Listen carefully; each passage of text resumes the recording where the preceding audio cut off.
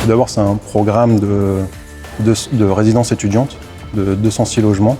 C'est un projet qui se situe à Lille, à côté d'un écoquartier, les rives de la Haute-Deule. Le site de la résidence prend place dans une ancienne manufacture.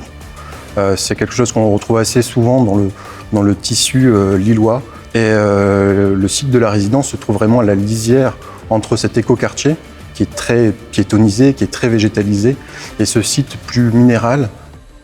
Lorsque l'on intervient sur le site, les résidents ont déjà vécu une quinzaine d'années de chantier.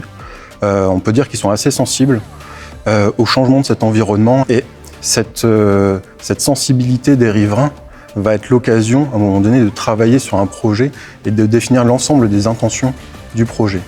La toute première de ces intentions a été de créer un projet autour d'un jardin. On a d'abord pensé le jardin comme un parc boisé, qui est finalement la première des politesses que l'on a pu faire aux riverains.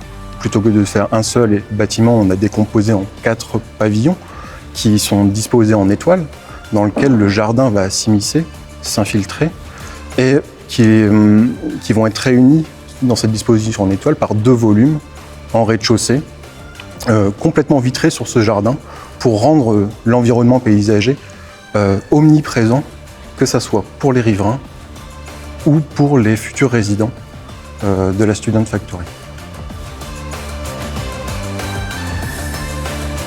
On a un programme qui est assez répétitif. On a 200 logements de petite taille, et le matériau qui nous permettait d'avoir quelque chose un peu de monolithique, d'avoir quelque chose de modulaire.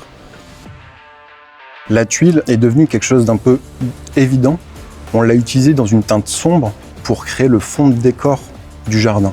Pour le projet de la résidence, c'est une tuile plate à petits pureaux visibles. La tuile devient, dans les parements de façade, pour nous, dans les bâtiments en ossature bois, l'un des premiers matériaux à mettre en œuvre.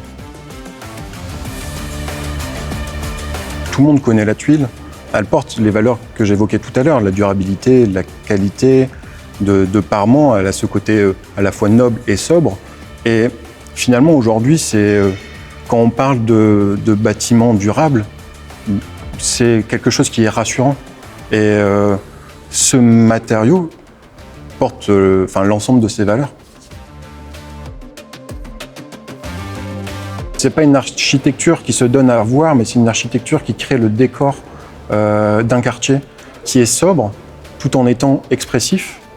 Notre bâtiment, c'est un support de vie, finalement. C'est une pièce qui se donne à habiter, et pas que pour les résidents, mais pour tout un quartier.